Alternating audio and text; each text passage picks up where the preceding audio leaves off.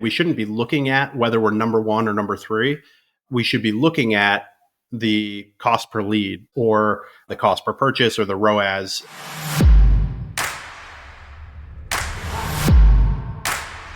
Hello, friends. Brian Guerin back with you today on the Millionaire University podcast, and I am joined by Andy Janaitis of PPC Pitbulls, where Andy and his team help great people sell great products online by specializing in pay-per-click advertising, better known as Google Ads, as well as Facebook ads.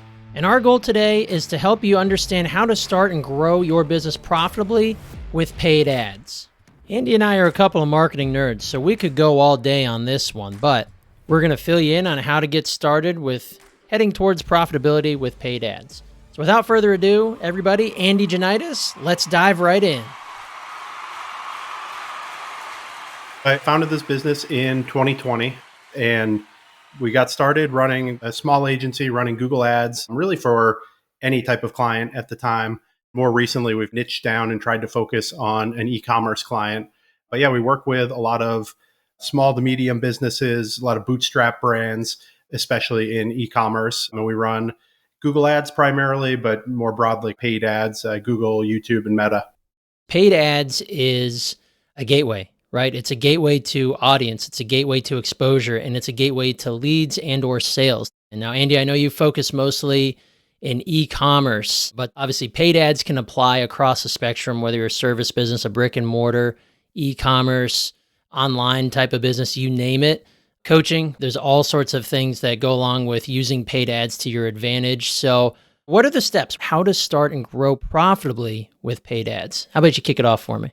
Definitely. Yeah. So getting started, obviously, it's a great proposition, right? I'm going to pay a few cents or a few dollars, get myself in front of a client, either in a Google search or in a Meta, somewhere on Facebook, Instagram. They're going to click. I'm going to pay a little bit for that click. They're going to get to my website, buy my product, sign up for a sales call, and ultimately become a customer. So that's awesome. When everything's working, that sounds great. And that's best case scenario. But there's a lot of little gotchas along the way. And I think more often than not, we work with a lot of businesses that come to us either having worked with another agency or just trying to get it started themselves. There's a lot of basic mistakes that people make really around not being ready to get paid ads started. There's some different steps to take before you just jump in and start spending some money on one of these platforms, whether it be Google or Meta. I think for me, the first and foremost there is measurement. So making sure that you're understanding what's actually happening when people come to your site. So a lot of the content you'll see out there around paid ads will be campaign types and what types of creative should we be using and all these different kind of ticky-tacky strategies, which are important. But at the end of the day, most important thing is making sure that you have some basic analytics set up on your website so that when people hit the site, did they ultimately sign up for our sales call, lead call, whatever that outcome is, or purchase a product in the case of e-commerce, and then sending that data back to the platform, whether it be Google Ads or Meta, making sure that you're closing that loop so that the models can learn and improve and make your ads run a little bit better over time. When you're meeting with prospects, people prospectively looking to work with you, what's the number one question they have when it comes to how do they know when the right time to jump into paid advertising is?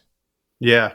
So it's different by business, but one of the big things I like to see outside of those measurement pieces that I just spoke about is that you actually have some sales or some level of organic traffic coming through your site and achieving the goals you're looking to achieve. So I'll use achieve the goals generally to mean either make a purchase or sign up for lead or a sales call, essentially. So a lot of times people will come and say, hey, I've built out this beautiful website. I've got all my products up. I'm ready for people to come by. How do I start? What do I do next? And the answer typically that I'll give them is, okay, pump the brakes a little bit before you just start running paid ads and running some traffic to your site that you're not exactly sure if it's going to work or not. You want to get started and make sure that you're getting some purchases organically. So some simple ways to do that would either be friends and family, just reach out through email to your Christmas card list if you need to, and see if you can get some people to come through. Figure out, honestly, like sometimes your site may even be broken or people have come in and tried to make a purchase and it doesn't work. Like that's the type of feedback you want to have before you're spending money to drive traffic to your site. And then as you get a little more sophisticated, it's, hey, I was looking to come into your site, but I didn't quite understand what your products were, or I wasn't quite sure where to look or what category I should be in. So those are some of those like early problems that you can solve pretty easily just by getting some traffic in and starting to understand what's happening when the customers come to your site. Especially with products, oftentimes one of my favorite strategies is working with either free giveaways or tastings. If you have a business where you're already selling a product, say you're doing like farmers markets or something like that, just go ahead and include with the offers that you have a 10% discount coupon to get people to come to the website and make their next purchase through that channel, as opposed to buying it wherever your current point of sale is. But my first thing is make sure you get everything measured, make sure you understand what's happening on the site. And then next, get some purchases coming in before you really start thinking about paying for traffic to come to the site. Yeah, it goes back to that proof of concept or proof of product market fit, proof that you can sell the product, that people want it, that they can verify that your product is good to go for being sold to more people. Because without that proof, it makes absolutely no sense to invest any dollars in advertising if the market doesn't want what you're selling. So that makes way too much sense. Now, so let's say you're a young business owner, you're moving along here and you got the product market fit. You've grown organically to a point where you're maybe even squeaking out some profit, right? You're doing okay. You want to start putting fuel on that fire.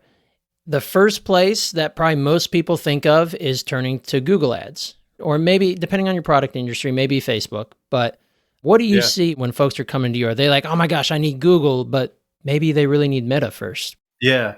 So the way I like to think about that decision, it depends on your product. But what I typically tell people is on Google, it's going to be a little bit more profitable at a smaller scale. And then the other kind of way to think about that is on Google, people are already searching for your product. So you know they have that intent. So by the time they click and you're paying for that click, there's a pretty good chance that they're going to convert. So you should have a pretty good high conversion rate. But that doesn't help you if they're not already searching for your product. So if you have the type of product it's either a new product where you're trying to create your own category, or it's just the type of product that people don't really know they need until they want it type of thing. Maybe it's an impulse buy kind of thing. That's where Facebook is going to be a little bit better, or Instagram, just Meta in general, because you're getting in front of them and interrupting them while they're doing something else. And you can take that opportunity to educate them about what your product is, let them know, start to build the awareness that your product is even there and exists. And then some of the education around what your key differentiators are and why they should buy your product. Yeah, because I think that's a very important distinction that we should make is the difference between the audience that is on Google versus Facebook. When you are reaching someone on Google with your advertising, that person is problem aware. They've gone to the Google machine and they've typed in what they're looking for. Like if you run a throwback t-shirt store, I'm going to search throwback t-shirts. And that's where you want to start showing up in those auctions in the paid ads.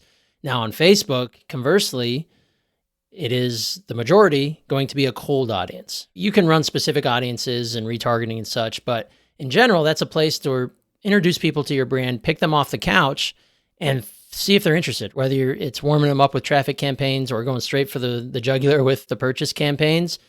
But those types of folks on Facebook are going to typically take a little bit more nurturing as opposed to those on Google who are problem aware. They're one step ahead on that customer journey from the person who's on Facebook. So, exactly. Yeah. Yeah. And for all those types of things, it falls logically where you're paying a little bit more per click when you're on Google because they're more valuable customers. So competitively, people are paying more per click, whereas you're paying a little less per click coming in from Facebook. But at the same time, like we just said, your chance of converting them might be a little bit lower if they're coming in cold and they're just feeling you out, kicking the tires kind of thing, as opposed to coming in a purchase journey already searching for your product. Right, exactly. When you're talking with a prospect and they have a limited budget, what are your recommendations for getting them started on paid advertising where you feel they're a good fit, but you do have to start at a lower budget? Is it starting with one platform versus the other? Is it starting with a certain budget on this one versus a certain budget on that one and running them simultaneously? How do you go about that in your world? Yeah, I would say typically I would start with just one platform, try to find profitability in one place. So we hear a lot about omni-channel experience and making sure that you're touching customers at every point in their customer journey. And a lot of that information that you hear out there, especially if you're looking for content, is really written more for big companies that have much larger budgets. They have much better data on the full customer journey, and they probably have a larger customer base where they have people who are very aware of their product and continuing to buy. In those cases, those companies need to be present everywhere. They need to be on Google and on Meta and have a really strong email campaign and all of these different things. But for small businesses just starting out, keep it simple. I see too many people either trying way too many platforms simultaneously or jumping into one platform and not giving it enough time to really see if they can make it profitable before they say, oh, yep, that one didn't work. Let me jump over to Facebook. Then, oh, yep, let me try TikTok out. And then by the time they're done with that, now we've wasted a ton of money and haven't really gotten any real results. So I would say pick a platform. We just talked about why you may want to start with Google or Meta. Start with one of those two. Don't get too creative and try something. Those two run, I don't have a number in front of me, but say 90% of the paid traffic that you can really run right now. TikTok is coming up quick, but still those two are the big players. And then I would set a minimum budget probably in the $2,000 to $3,000 a month category. There is a little bit more complex math you can do to figure out exactly how much you should be starting with a budget based on how many conversions you're getting, based on your average order value. But if you're just dipping your toe in, starting out, I would say for most people, you're going to be pretty safe. Maybe say started at like 1,500 up to 3,000, depending on where you are in your business. And a big part of that too, I think that's another reason why it's so important to get started with organic sales coming in and making sure that you have some level of profit coming outside of the paid ads. Because if you're just getting started and you're just hitting ads for the first time or driving traffic for the first time to your site, and you don't have any revenue coming in, it doesn't really make a ton of sense to all of a sudden spend $3,000 with no revenue to back it up. So it makes sense to get your revenue flowing first and then figure out, okay, now when do I have the opportunity to put a little bit of that investment into some ads and see where we can take that. Right, because it depends on what industry you're in, but typically across most industries, it's going to be a minute before you're profitable. There are some companies, some industries where you can maybe flip on an ad and you start making sales right away, but that's not super common. And especially if you're in more of a service industry or like a local business. So let's say you're running local lead gen or trying to get calls from Google ads for a local service business. The budget's about the same. I always recommend a minimum of about $1,500 if you're doing local lead gen as opposed to e-commerce. But it all harkens back to, you made the comment about being consistent. So picking that platform and sticking with it is so important because it is one of the things that is absolutely killer to the small business efforts to grow, whether you're online or service, whatever based. Because if you just start something, it's a vicious cycle. You say, okay, I'm going to hire this company. We're going to invest $4,000 in over 3 months or whatever. And after 1 month, the business owner's getting anxious. You haven't made a lot of sales or you're not profitable yet. And now you're like, okay, we're going to pull the plug on that. Or I want you to start doing this. Or let's hop over to Facebook. That can be an absolute murderous cycle to be in because once you're on that hamster wheel, it's tough to get off. Because a lot of business owners, it's easy to get in your own way, especially when you're unfamiliar with marketing on the digital side. So in terms of that, the inconsistency versus consistency is always going to win. But when you're working with your clients, how do you set those expectations for, hey, this is how it's going to go. This is what we might be able to expect. Again, we can't predict exactly what the general public's going to do with a digital ad, but we have a pretty good idea. So how do you handle that? I was going to say, tell every new client who starts, that's what they want, right? Okay, I'm going to put up this much in the first month. How much profit am I going to get? Unfortunately, that's the magic number that no one really knows until you try. Exactly. But I think that gets back to the measurement piece that we started this conversation with, is make sure that you understand what is happening when they come in. So oftentimes a big consistency killer is people will say, hey, I ran traffic for 3 months or 6 months, and I didn't really see a big change in my bottom line. But they can't really tell you whether the traffic did or didn't pay off. It might be that, hey, your organic sales really started to tank, and the only reason you stayed flat was that your paid ads picked up the slack. Or worse, it could be, hey, it looks like you had some big growth, so you keep investing, but in reality, the paid ads still aren't doing anything, and it's just all organic growth that you would have gotten either way, and you're wasting your money. So I think the big thing is understanding what's happening when people hit your site and how the ads are performing and making decisions that are data-driven based on that information. And then the other thing, I typically tell people, give it 2 to 3 months. And I say by the end of month 2 or month 3, you should either be nearing profitability or have some really good indicators that you're getting closer to profitability. So if it's a service-based business, even if you haven't closed enough of those leads yet, your cost per lead should be dropping, or your instance of highly qualified leads should be increasing. Hey, of the form fills we got, they're getting better and better quality, that type of thing. Or from a product perspective, we'll say, hey, yeah, maybe we haven't quite hit profitability, but we're starting to see our ROAS closer to the break even, or even we're seeing a lot more people begin checkout. And of those people who are beginning checkout, we're seeing a much higher percentage completing the checkout and ultimately making a purchase. So some of those like key indicators that are going to start to look a little bit better even before you hit true profitability, you can look to those. I probably wouldn't let them run too much longer than 2 to 3 months, but I typically tell people that is by the end of 2 to 3 months, let's look for break even profitability, or at least some really good indicators that you're seeing some improvement that's trending towards profitability. With any past clients of yours, do you find that your ads will lead to exposure of cracks in their infrastructure? Meaning you spend a lot of money, they spend a lot of money with you on running ads. You guys do a great job. You bring them a lot of traffic, but let's say the sales aren't quite there. And you start looking at certain data points that tell you, well, they made it to the lander, but maybe the UX is terrible, or maybe the offer isn't good. Yeah. Have you run into that? Yes, those types of things happen all the time. And it's a great thing to be looking out for as you're starting your ads, or even as you're starting to get that organic traffic in. But there can be a lot of indicators of that. So you want to know not only how many purchases did you get, but how many people are adding items to their cart, how many people are beginning checkouts, and then from there, are they completing the funnel and making the purchase? And some of the problems that you point out, we see all the time. Big one is if you have, say, a clothing type product where there's a lot of different variants of a single product. If you look on Google, all those variants typically roll up together so that when you click, I may be an extra large or somebody else may be a small. If I click through because I see that yellow t-shirt and I want to go and buy, but then it's not available in my size, even though Google is advertising that as the small variant, it's not very clear that that was the small variant. I just saw the picture of the yellow t-shirt. So I went ahead and clicked on it, got to the page, and then there was never a chance that I was going to buy. It was a bad lead to begin with because they just don't have my size in that item. Those types of things are true killers where it's pretty obvious when you trace through, when you hear that story, you can say, oh yeah, of course, that would be a bad lead. We've got to find a way to resolve that. But that's something that's really easy to lurk under the surface if you're not digging in and figuring out what's happening when people hit the site and are they making a purchase. And the same goes for services. A lot of people, you find that, hey, when they hit one of the specific service pages, they never convert. And then you find out sometimes it could be as simple as, oh, that page is just down. We see that type of thing, like 404 error type issues. But more importantly, it could be, hey, it's a great page, but that particular service is just not really clear what you're offering to somebody. So they get confused and ultimately balk. Every time they hit that page, it's just confusing what the offer is and they never really come through with a lead form.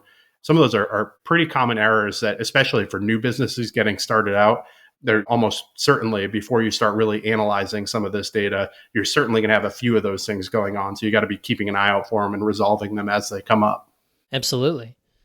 When it comes to making adjustments, when you set a strategy out with a new client, is that strategy set in stone for those 60 to 90 days? Or is there a lot of adjustments that go in on your part or your team's part because it's really easy to launch an ad, maybe not get the type of results you're hoping for out of the gate, and then to scramble and start making adjustments. But I imagine you follow the data. How do you handle that? Yeah, definitely. And it's going to be different per platform. So Google is a little bit of a simpler setup. There's a little bit fewer levers to pull, I would say, once we get it set up. So for the most part, we're going to let Google run a little bit longer. We'll be digging in and analyzing to make sure that nothing is amiss. So certainly if there's any errors in the campaign setup, those are the types of adjustments that you need to be making. If you say, hey, I only offer my services in this town, but I came in and realized that I'm actually running ads that are reaching the full state or the full US, that type of thing, like fixing those types of errors, those adjustments should be made immediately. Don't worry about sending the model back into learning mode or anything like that. But then outside of that, Google will tell you, you're going to want to wait 2 to 3 weeks between making adjustments before you're making the next adjustment. So if you're going to try a new targeting technique, or you're going to really add in a new ad group to see if it's a different customer persona that you're targeting, you can't just do that and then it doesn't work. And then 4 days later, you're killing it and adding a new ad group, that type of thing. And then Facebook, you can make some changes a little bit more quickly. So there, I think you're looking at least for about a week of data to come in before you really start to make a lot of changes. But because there's a lot more testing of creative on the Facebook side and testing different images, videos that are going out, even ad copy, those you should have a pretty good idea after a week or two if your click-through rate is particularly low, that, okay, let's pull that and add something different. But I would say really across both ad platforms, especially as you're getting started, a big philosophy is keep it simple. You shouldn't be running 1,000 ads, 1,000 ad groups, a million campaigns, all these different things, because one, it's going to be too confusing. You're not going to understand what is and isn't working in the first place. And two, every time you add a new campaign or a new ad group, what you're essentially doing is splitting that budget investment in half. So now we have the same budget, but we're splitting it to two different things we're testing now.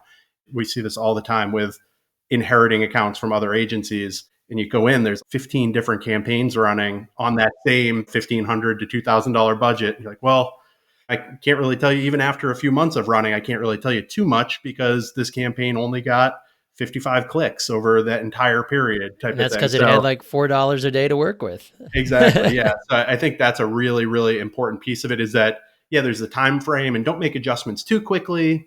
Keep an eye on it. But more than anything, keep it simple. And the simpler you keep it, the more quickly you'll be able to make changes and pivot and get to where you want to go. I don't want to get too technically into the weeds because we could go all day, and honestly, that could be a month-long course. But on Google Ads, I want to shed a little bit of light in how these, I'm going to use Google specifically because it's mildly similar in terms of auction style budgeting compared to Facebook. But when it comes to keywords and phrases and bidding on them, how do you go about, and I'm sure your prospects are curious how you go about this too, when it's, how do you know what terms to bid on? How do you do that keyword research? What tools do you use to get that started? So these days it's becoming more and more, when we're doing the work, we're typically using ChatGPT or another generative AI tool to do that quite a bit more often. There are tools, you'll hear Ahrefs or SEMrush, different kind of keyword research tools. Honestly, even making the search that you would expect somebody to search for in your Google browser and just seeing that people also search for list is another good area for options. But again, the way everything is moving, it's more and more automated. So the specific terms you're looking for are less important. So just taking the example of a t-shirt. If you're looking for yellow t-shirt, there's a lot of very specific themes you could get on there, a lot of long tail keywords you could add. However, if you have a pretty generic yellow t-shirt, you don't need to put in keyword targeting for yellow t-shirts and small yellow t-shirt and yellow t-shirt in my or near me or something like that. All of that expansion happens automatically through using different keyword matching types. Google is going to say, hey, you told me that you're trying to sell a yellow t-shirt. Now I'm going to go ahead and find the searches, even if there's slight variants of that match the intention you were trying to sell. We ultimately need to keep a close eye on that and make sure Google is making those decisions smartly and using negative keywords to turn off the wrong ones. But ultimately, you're looking at maybe between 5 to 20 keywords that you're targeting for most campaigns. And for some of the newer tools like Performance Max campaigns, you're not putting any keyword targeting in at all. So there's no need to go really in depth on a lot of keyword research that historically has been a really big part of the job of managing a Google Ads account. But for my money, the best tool that you can use these days is one of these generative AI platforms like a ChatGPT, where you can start, it's more strategic. It's following the, let's identify the customer persona who would be interested in this product. Then from there, let's identify the terms that they would be using to search for the product. And then from there, let's identify the headlines and descriptions that best match with both my product as well as the search terms that customer persona is going to be using.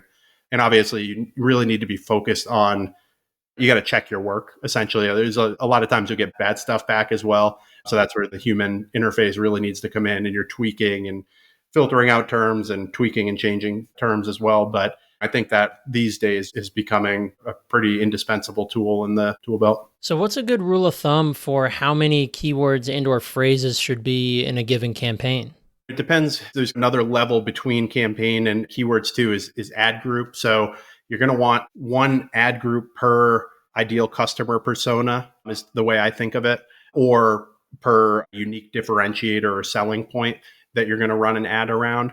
So at that ad group level, it's different based on what you're searching for. Ultimately, the answer is as many major terms that people may be using to search for either that particular customer persona would be using or to search for that particular benefit. So it's going to be different for every campaign. But as a very rough rule of thumb, typically we see somewhere from 5 to 15, maybe about 20 on the very high side. I don't think I'd go much beyond, say, 15 or 20 in a given ad group or campaign. Got it. Got it. So this is a question that it just came to me, and I'm very curious about your response to it because I get it all the time. I'll meet with a business owner, and the dream is to be number one on Google. Every time someone searches anything related to my product or service, I want to be number one. Andy, get me to number one on Google. How do we do that? And I imagine you get that question too, but it's so much more complicated than just being number one on Google with paid search. Now, you could probably drop 50 to 100K a month in Google ad spend, and that would go a long way to helping you be number one more consistently. But what do you say to a client? Use the recommended budget, but in terms of ranking, is there a metric that you use to be able to tell them that? Or is it a response where, hey, there's going to be times where you are ranking number one, but based on the search, based on the location, based on the competition, based on the competition's budget, it's going to be different. How do you handle that? Yeah, there's so many different avenues to answer that question, different ways to go down. There's a few different metrics that give us a pretty good idea of how we are performing in the auction and what's happening. But typically, the short answer is, hey, we shouldn't be looking at whether we're number one or number three. We should be looking at the cost per lead in the case of a service-based business, or the cost per purchase, or the ROAS. So all that to say, it's all a bidding model. So the higher up you are in the rankings, it's based on two factors. One is how good of a fit you are for that actual search they're making. And two, how much you're willing to bid for it. So it may be that in order to get to that number one top spot, you'd be spending so much per click that even if they do sign up to be a lead or make a purchase, it's still not profitable. And if you only bid enough to get up into that second spot, you're not going to have such a good click-through rate necessarily because they're going to be clicking the top spot more often.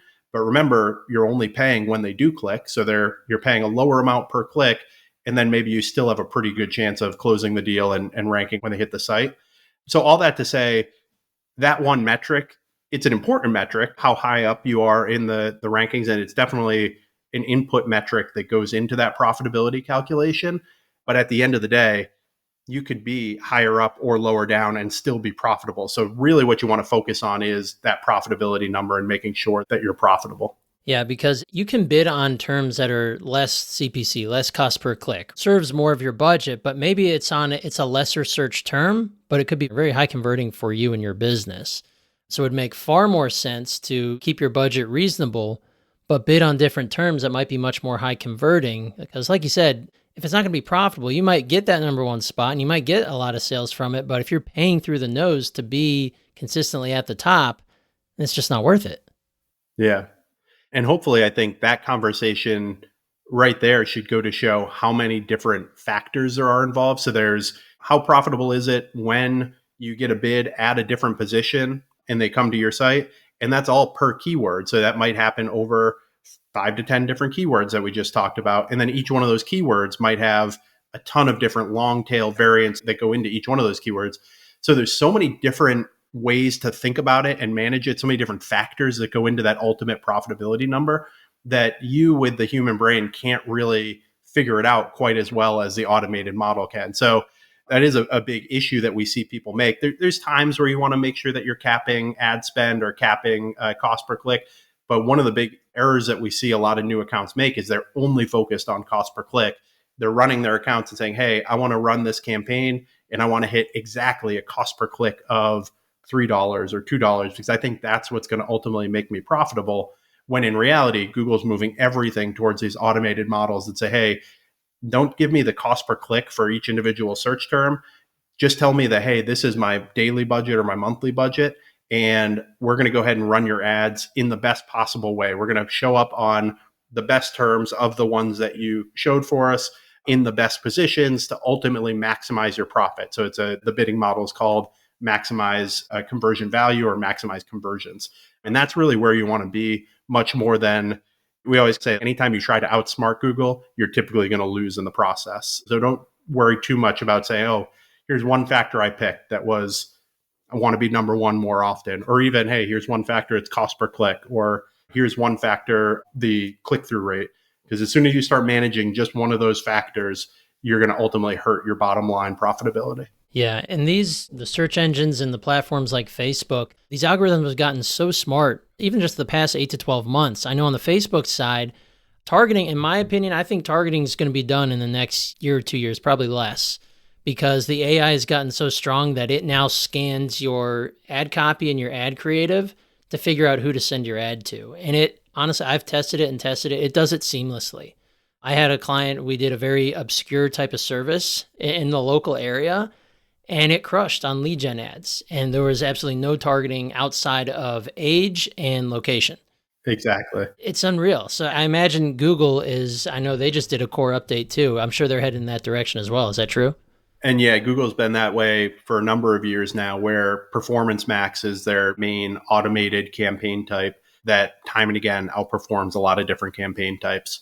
So similarly, we might use some level of keyword targeting if we're running just a pure search campaign, but we're not using a ton of interest-based or audience-based targeting. We just let Google handle that. Absolutely. So going back to our main point of how to start and grow your business profitably with paid ads. If we're just starting out in business here, we decided we're at that level. We've listened to Andy. We said, all right, we've got a little bit of money coming in. We've got proof of concept. People like our stuff. We're growing organically. We want to put some fuel on this fire. Let's say for sake, we'll hit up your wheelhouse of e-com. Which platform should I invest in first, Facebook or Google? So I like Google for e-com as getting started out. So it's actually the opposite answer that I think a lot of people will tell you for e-com and product-based businesses that oftentimes are very visual. So they perform really well in that kind of visual space in Meta.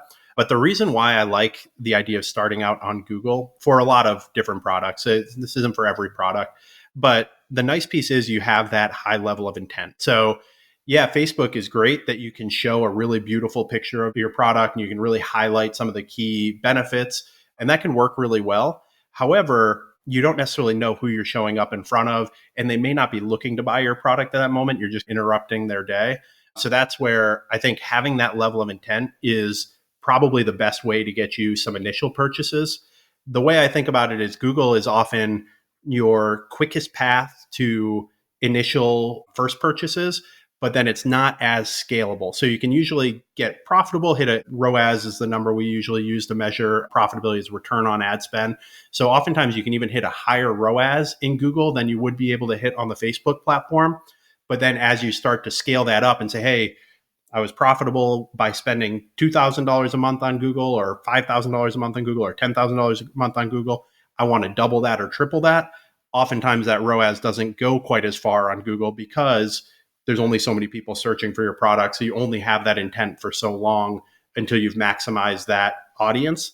Whereas on Facebook, it's a little less intent based on each individual interaction. You may be a little bit less ROAS, a little bit less profitable on that ROAS basis, but it's much more scalable because you don't have to wait for somebody to be looking for your product. You can show up in front of them wherever they are in their journey. So I typically try to push people in that direction of start on Google, find profitability first, and then as you're looking to really scale up and expand your audience base, that's where Facebook is really going to be the stronger tool to grow further.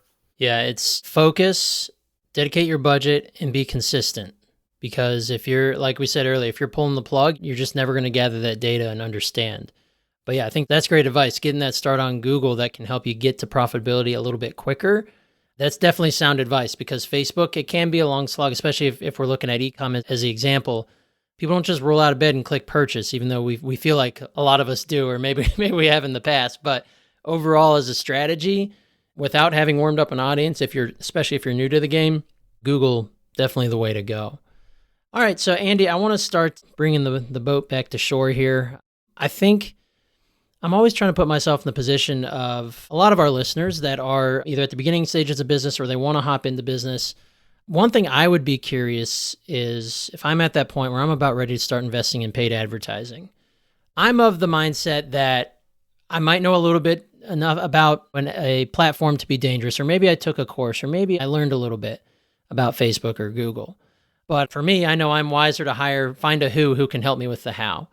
If I'm a business owner at that stage looking for an agency or company, or maybe a marketer or a freelancer to work with on these types of things, what are the questions I should ask of you if I were to be looking to work with PPC Pitbulls or of any agency, company, or person out there? What are the questions I should be asking to make sure I'm covering my bases and I'm getting set up with an agency or someone who can help me in a very positive manner? Definitely. So it's a tough question to answer generally. A lot of this is going to be business specific, and you've got to make sure ultimately that you find somebody that you're comfortable with, that you trust, and you're willing to work with, knowing that, hey, you're putting some money at risk here, that even the best agency in the world can't guarantee Google ads or Meta ads success. So you want to have somebody that you really feel has your best interest at heart. But outside of that, on some of the technical questions, I think it's easy to ask, hey, how do you feel about conversion tracking? What are you doing for conversion tracking? What's your general philosophy there? And on that answer, the answer should be, hey, I have a strong answer of how we're tracking conversions. And before we start running your ads, we're going to know exactly how many people purchased coming from the ads. That's a non-starter, non-negotiable if you're not getting that kind of answer back. Similarly, we said that, hey, it may be 2 to 3 months before you're really profitable, but the agency should be able to give you reporting on what exactly has happened pretty immediately. So, hey, if I've been running ads for 2 weeks, are you going to be able to tell me within the first 2 weeks how much I've spent on ads, how many clicks I got, and from those clicks, how many purchases I got? Again, if they can't answer that question, that's really non-negotiable. Another big thing would be all this different automation talk that we just talked about. So this is maybe a little bit tougher to analyze if you're not really familiar with the platforms at all. But very broadly speaking, I would say, hey, what's your philosophy on automated bidding models? And I think we're almost officially at a point. You'll still have some agencies that'll tell you, no, it's everything's got to be manual. I got to control things. I see that less and less in the marketplace, but I would say we're at about a point that if somebody tells you, no, don't use automated business bidding models, they're not going to work for you, like never use automated bidding models, that's a big red flag. That's the way that both Meta and Google are moving. And even if you put up restrictions in place to make sure that you're protecting your budget and you've got a system, anybody who says, no, we don't use automated bidding models, that's not a good sign. Definitely, I wouldn't go that direction. But I think with those two answers, and then ultimately asking somebody, it can often feel like a black box. But as somebody who's now going to be giving a bunch of money to an agency, you really deserve to get good answers and to feel comfortable with where exactly is your money going, what is the strategy that we're using here, and in terms that you can understand, and why wouldn't we do this strategy or that strategy. I always say from an agency owner perspective, don't question strategies too much, in the sense that oftentimes that can drive an agency relationship awry. If you say, hey, no, we have to use this type of targeting or we have to do this, don't get too specific. But if you're not sure about a strategy and you don't know why they would be trying this when you think that maybe they should be trying this, you deserve an answer to that. And they should be able to explain why the path that they're proposing is the right path or the path that you should go. So I think that all gets back to just having somebody that you feel is being transparent with you, that you understand what they're planning on doing and what their strategies are. They can explain that to you. Maybe the last thing too, long-term contract. I'm typically anti-long-term contracts, and that could be different levels for different businesses. Sometimes there's setup fees involved, so agencies do have to lock you in for some time period to recoup those setup fees. But typically, if you're starting to go much beyond 3 months, we just said that, hey, we should be trying to find profitability in the first 2 to 3 months. So I wouldn't want to necessarily sign up for more than 3 months worth of contract where you're going to be locked in if you hit that point and ultimately aren't profitable. And now you're locked in for another 6 months, or I've heard of people signing year contracts before even. And it's just, you don't need to be committed for that long a period of time. Yeah, I see that a lot when I meet with potential customers, because it's, oh, I'd love to work with you, but man, I'm under contract for another 8 months with this company. And it's like, really? There's still places out there doing that? It's just, I don't know. We could rail on that for days, but it's something to be wary of, because I think from the agency side, that kind of leaves a little bit of a taste in the mouth of the customer that we don't believe in what we're doing, or we need you to commit to 12 months because we need that long to show you results. Now, don't get me wrong, digital advertising can take time, right? It takes time. But like you said, it's at 2 to 3 months. You can very well tell if you're at least on the path to profitability if you aren't yet already. in that amount of time. So there's really no reason to sign yourself up to something long-term that is tough to see from the get-go. Exactly. I agree with that. Awesome. Andy, I really enjoyed our conversation today. I think we shed a lot of light on the Google and the Facebook, the paid ads side of getting to profitability with paid ads within one's business. I'd love to be able to have our listeners reach out to you. What's the best way to hit up Andy? Definitely. You can find me on LinkedIn. Feel free to follow or reach out to me there. Or probably the best place is ppcpitbulls.com. We have a number of free resources. We run our own podcast and also a newsletter there. And I also offer a few slots per week, a free strategy session. So basically, we'll sit down for 30 minutes, go through whatever problem it is that you're facing or trying to figure out in your paid ads or marketing journey. And you'll leave with some insights on what the next best step for you to take is. So yeah, I always hope people will take me up on that. The best part of my week is meeting with new businesses and new people starting businesses. I think that's just such a fun time. I love it. Well, folks, you heard it here first. Grab a consultation with Andy. At least figure out, maybe get a little bit of strategy in place to help you see a little further down the road. Folks like Andy can help you see around the corner. So, Andy, thanks again, man. It's been a pleasure. Awesome. Thank you for having me. My pleasure. Let's give it up for Andy Janaitis. You know, as I got to thinking about this discussion with Andy, I was once again reminded of all the different ways that you can market and grow your business. Then I got to thinking about how Andy has been able to create a successful business from the knowledge and skills he's gained, and how he can use those same skills to help him grow so many different types of businesses. And then I just got to thinking about all of the opportunity there is out there right now at our fingertips, ripe for the taking for anyone who is willing to put in a little bit of effort. There are truly a million different ways to make $1 million, and there are an infinite amount of ways within those ways. The key is picking one and starting down that path. Adapting and adjusting as you go is part of that. And as Justin is always saying, effective action will give you effective feedback that will help you know what to do next on your journey. But that key is action. That's the one thing all successful entrepreneurs have in common. So if you're not in the action train yet, if you're not on that action train yet, I invite you to hop aboard today. And if you are, what actions can you do to take your game to the next level?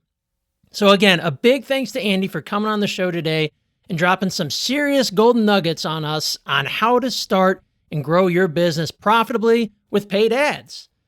Now, coming up in our next class, we are talking all about franchises, and more specifically, non-food franchises, and how maybe starting a business that already has proven systems and processes just might be what you're looking for. And another note, we've also got a 4-part master class sales series with my good friend and fellow friend of the show, Sean O'Shaughnessy. It's going to be action-packed because, look, sales is the lifeblood of any successful business, and he and I covered a ton in that series. So stay tuned for those and many more value-packed episodes right here on the Millionaire University podcast. This is the only school where you're going to graduate rich and not broke. Until next time, this is Professor Guerin signing off from sunny Cincinnati, Ohio. Class is dismissed.